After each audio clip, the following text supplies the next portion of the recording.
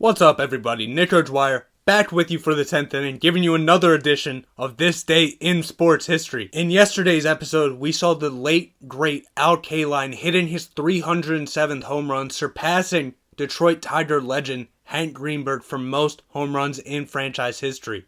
That was since beaten, but no less a great feat by a great ball player. In today's episode, we have another baseball legend surpassing someone in the all-time home run list.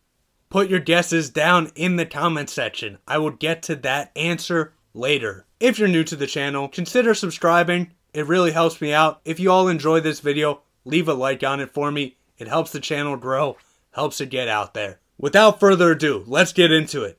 This Day in Sports History. Starting out in 1922, Babe Ruth, Bob Musial, suspended on October 16, 1921, make their return and are in the New York Yankees lineup for the first time since that suspension. Now, they were suspended for barnstorming, which was prohibited back then. This was early on in his tenure as commissioner, and Judge Kennesaw Mountain Landis was like, no, I can't be lenient on you guys, so he suspended them until May 20th. That's when they made their return, May 20th, 1922. Moving all the way up to 1964, Buster Mathis defeated Joe Frazier to qualify for the U.S. Olympic team. Now, really, that happened? Because as we all know, Buster Mathis never made it to the Olympics. Joe Frazier made it to the 64 Olympics, won the gold medal in the 64 Olympics. But that was because Buster Mathis got injured before that could happen. But he was the one who was supposed to go. At 295 pounds, Mathis looked like a machine, and he defeated Joe Frazier, qualified for the Olympic team, however, couldn't end up making it. In 1972, you had the 5th edition of the ABA Championship, which pitted the Indiana Pacers, led by George McGinnis, going up against the New York Nets, led by Rick Barry. Barry averaged an amazing 31.5 points in that series for the Nets, but it just wasn't enough for them to overcome the Pacers, who had a three-headed monster of Freddie Lewis, Roger Brown, and George McGinnis. The series went back and forth through the first 4 games. Pacers, Nets, Pacers, Nets. But the Pacers ended up winning the last 2 games, and the final game 108-105 to get that ABA championship. As we all know, Rick Barry would go to have many more successes in his career, but he just couldn't pull it away from the Pacers in 1972. Moving up to 1978, we have another Triple Crown winner. You all should know who it is.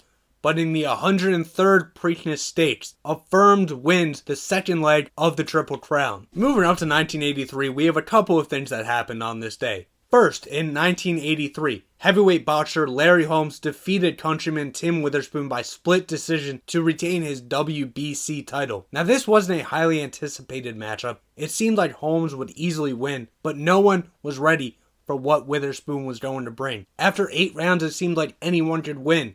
However, Holmes ended up winning in a split decision, remaining champion. Also on that day, we had another boxing matchup, Michael Doakes versus Mike Weaver. They fought to a draw for the heavyweight boxing title. Now, this was their second matchup. Their first matchup happened less than 6 months earlier. Doakes ended up defeating Weaver to win the championship belt. So this was the rematch for Weaver.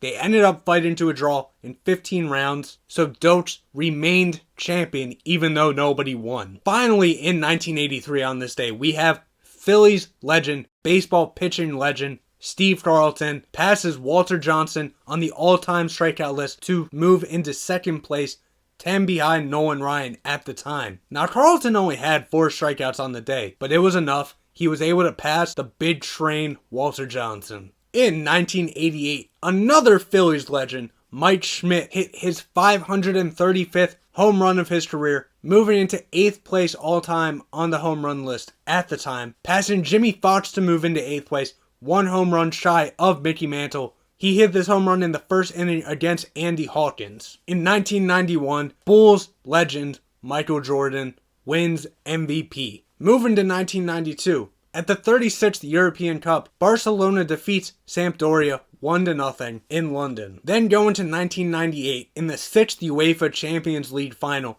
Real Madrid defeated Juventus 1-0. Finally, in 2000, for the FA Cup title, in English football. Chelsea defeated Aston Villa 1-0 on a 73rd minute game winner by Roberto Di Matteo. So there you have it. That's what happened on this day in sports history. I will highlight the first comment of the person who got the question right at the beginning of the video. But again, if you all enjoyed this video, leave a like on it for me. It really helps the channel out. For Nick Dwyer and the 10th inning, see ya.